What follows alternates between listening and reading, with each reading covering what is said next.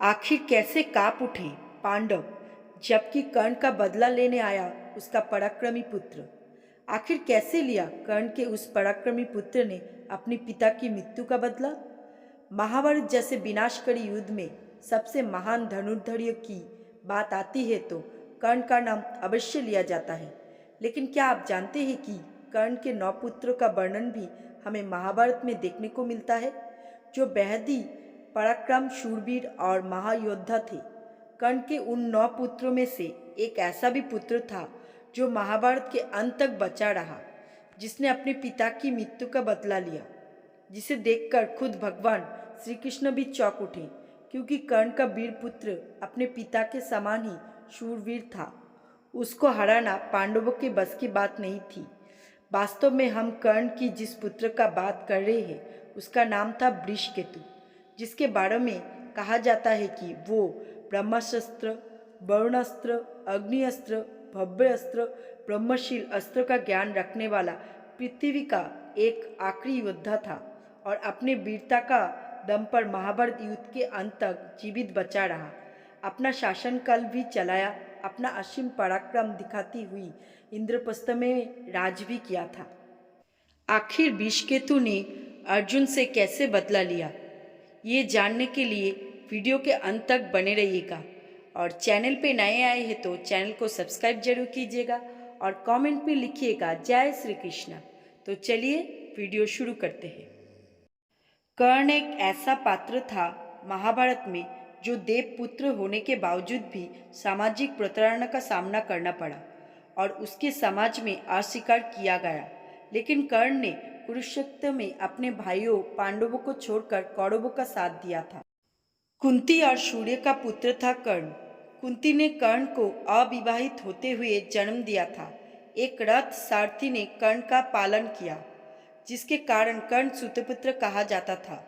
अविवाहित माता से जन्म और रथ सारथी के पालन के कारण कर्ण को समाज में ना तो सम्मान मिला और ना अपना अधिकार मिला।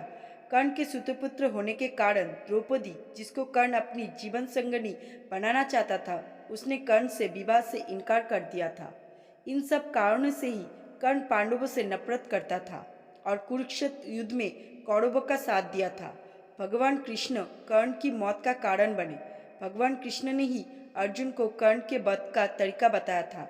इसी तरीके से ही कर्ण का वध हुआ। कर्ण को गोद लेने वाला उसके पिता अधिरथ चाहते थे कि कर्ण विवाह करे। पिता की इच्छा को पूरा करने के लिए कर्ण ने रुशाली नाम की एक शूतपुत्री से विवाह किया। रुशाली का वर्णन एक बुद्धिमान, चरित्रवान और पतिव्रता पत्नी के रूप में किया जाता है। माना जाता है कि रुशाली दुर्योधन के विश्वास पात्र सारथी सत्यसेन की बहन थी। उसका पुत्र विषकेतु बचपन से ही अपनी माता के समान बुद्धिमान और अपने पिता के समान तेजस्वी था। विषकेतु की आरंभिक शिक्षा दीक्षा उनके खुद के पिता की हाथों ही हुई थी और उसके पुत्र को धनुर्विद्या के साथ साथ धनुर्विद्या में माहिर कर दिया था। कर्ण की दूसरी पत्नी का नाम सुप्रिया था। सुप्रिया का जिक्र महाभारत की कहानियों में ज़्यादा नहीं किया गया है। रुशाली और सुप्रिया से कर्ण के 9 पुत्र थे: विषसेन, विषकेतु, चित्रसेन, सत्यसेन, सुसेन, शत्रुंजय, दीपात, प्रसन और बनसेन। ये भी अन्य भाइयों की तरह महान पराक्रमी और युद्ध में कौशल थे। कर्ण के सभी पुत्र महाभारत के युद्ध में शामिल हुए और उन्होंने कुरुक्षेत्र में तांडव मचा दी। कर्ण पुत्र ने अनेक पांडवों योद्धा को हराया और पांडव सेना के ऊपर भयंकर संहार किया। कर्ण पुत्र युद्ध में पूरा कौशल दिखाया, जिसको देखकर पांडव योद्धा भी भयभीत हो गए। अपने पिता कर्ण के समान ही ये भी पांडवों की विजयश्री में बहुत बड़ी बाधा थे। पांडव जानते थे जब तक उसके पुत्र और कर्ण को परास्त नहीं करेंगे वो युद्ध नहीं जीत सकते। युद्ध के 17 दिन अर्जुन और कर्ण के बीच भयंकर महायुद्ध हुआ और अर्जुन के हाथों वीरगति को प्राप्त हो गया। और उसी दिन अर्जुन के हाथों शत्रुंजय, विशेषण और दीपांत, प्रसन की मौत सात्यकी के हाथ हुई। बंसन की भीम, चित्रसेन, सत्यसेन और सुसेन की नकुल के द्वारा मृत्यु हुई थी। कर्ण की मौत के पश्चात उसकी पत्नी रुशाली उसकी चिता में सती हो गई थी। इस तरह महाभारत युद्ध में कर्ण की 9 पुत्रों में से 8 पुत्र की वीरगति प्राप्त हुआ था। वृषकेतु एकमात्र ऐसा पुत्र था जो जीवित रहा। वृषकेतु अकेला हो गया था, तब भी उसके मन में बदले का भावना नहीं आया। वो कभी भी अर्जुन से बदला लेना नहीं चाहता। वृषकेतु का बचपन माता के साथ बीता था, इसलिए उसके चरित्र के ऊपर माता का प्रभाव पड़ा। उसने कभी भी पांडवों के बारे में गलत नहीं सोचा। उसने कभी अर्जुन के विषय में कुछ गलत नहीं सोचा, जो स्वयं कर्ण के हत्यारे थे और उन्होंने अधर्म से कर्ण को मारा था। वृषकेतु धर्म और अधर्म का ज्ञान रखते थे। महाभारत युद्ध के बाद पांडव विजय रहे और हस्तिनापुर में युधिष्ठिर राजा बने। महाभारत के युद्ध के पश्चात जब पांडवों को ये बात पता चली कि कर्ण उन्हीं का ज्येष्ठ भ्राता था और साथ ही उनका पुत्र वृषकेतु आज भी जीवित थे, तो उन्होंने उसे महल में बुलाया। वो भी कर्ण की तरह निडर था, ना ही वो पांडवों से डरा। जब वृषकेतु को पांडवों से मिला, माता कुंती समेत द्रौपदी, सुभद्रा सभी पश्चाताप के अग्नि में झुलस रहा था। अर्जुन समेत सभी पांडव स्वयं को कर्ण का अपराधी मान रहे थे। अपने बड़े भाई कर्ण और भतीजे की मृत्यु का उनको बहुत दुख था। वो इन बात से प्रसन्न थे कि उनका एक भतीजा अभी भी जीवित थे। वृषकेतु को पांडव से बड़ा स्नेह मिला। अर्जुन ने वृषकेतु से कहा कि वो एक पापी है जिसने अपने ज्येष्ठ भ्राता को मार डाला। वो दुख में है और पछताता रहा है कि वो कभी नहीं जानता था कि जिस भाई को उसने मारा था वो उसका अपना था। अर्जुन ने कहा कि बचपन से ही वो केवल उसे हराने का सपना देखता था और जो उसकी सबसे बड़ी जीत मानी जाती थी वो अब उसका सबसे बड़ा दुख था। वृषकेतु ने कहा, आप ये नहीं जानते हुए मार डाला कि वो आपका भाई था। मुझे यकीन है कि वो आपको माफ कर देगा। अर्जुन ने वृषकेतु के कंध को छुआ और उन्हें कसकर गले लगाकर रो पड़ा। मुझे क्षमा कर दो मेरे पुत्र, अर्जुन ने कहा। पांडव वृषकेतु को अपने पुत्र के समान प्यार करते थे। कर्ण को अपने बड़े भाई का दर्जा देते हुए वृषकेतु को इंद्रप्रस्थ का राजा बना दिया। अर्जुन का उनसे बहुत स्नेह था और उन्होंने युद्ध कला और दिव्य अस्त्र का ज्ञान सिखाया। कृष्ण ने एक बार वृषकेतु से पूछा कि क्या वो उन्हें कुछ देंगे, जिस पर वृषकेतु ने लापरवाही से कहा कि वो जो कुछ भी मांगेगा वो उसे देगा। कृष्ण ने उन्हें दिव्य अस्त्र का ज्ञान किसी को ना सिखाने के लिए कहा। वृषकेतु अपने चाचाओं के साथ रहे और अर्जुन के साथ हस्तिनापुर की सीमा की रक्षा के लिए कई युद्ध में भाग लिया। युधिष्ठिर ने एक निर्विवाद राजा के रूप में अपनी स्थिति को मजबूत करने के लिए कृष्ण और व्यास की सलाह पर अश्वमेध यज्ञ का प्रदर्शन किया। श्यामकर्ण नाम के एक घोड़े को एक वर्ष के लिए भटकने के लिए छोड़ दिया था और अर्जुन के नेतृत्व में पांडव सेना ने घोड़ा का पीछा किया।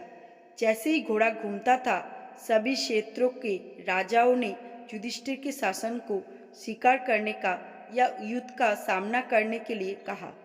प्रस्तुत करने वाले या पराजित होने वाले सभी लोग हस्तिनापुर को श्रद्धांजलि अर्पित करेंगे। इस यज्ञ में ऐसे ही एक युद्ध के दौरान वृषकेतु ने राजा यमुनाथ की पुत्री से विवाह किया था। अर्जुन का मणिपुर की राजकुमारी चित्रांगदा से प्रभुवहन नाम का एक पुत्र था। प्रभुवहन उस समय मणिपुर का राजा था। राजा युधिष्ठिर के प्रभुत्व को प्रस्तुत करने के लिए सहमत नहीं हुआ और घोड़े को रोक दिया।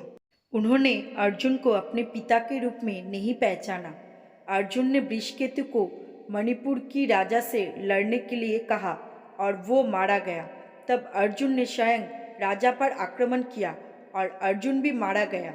बब्रुवाहन को अर्जुन से भी बड़ा योद्धा कहा जाता है। अर्जुन को अपने पुत्र के हाथों मारे जाने का श्राप मिला था।